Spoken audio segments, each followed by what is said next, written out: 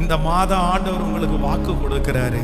நீங்க தள்ளப்பட்ட இடத்துல ஆண்டவர் திரும்ப உங்களை எப்படி கொண்டு போவார்னா, நான் சொல்றேன், உங்க தலை மேல ஒரு கிரீடம் இருக்கும். உங்க தலை மேல ஒரு கிரீடம் இருக்கும். நீங்க அந்த இடத்துல சாதாரணமானவர்களாய் போக போவது இல்லை.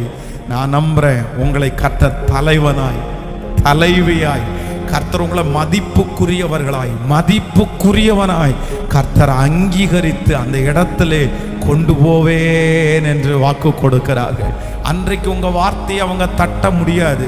உங்க வார்த்தைக்கு கீழ்ப்படிஞ்சுதான் ஆகணும். உங்க வார்த்தைக்கு செவி சாய்த்து தான் ஆகணும். ஏன் அப்படின்னா, கர்த்தர் உங்களுக்கு ஒரு பெரிய அபிஷேகத்தை கர்த்தர் தந்து விட்டார். உங்களை தலைவனாகவும் தலைவியாகவும் கர்த்தர் மாற்றிவிட்டார். இது என் தேவனாகிய கர்த்தருடைய மிகப்பெரிய வார்த்தை.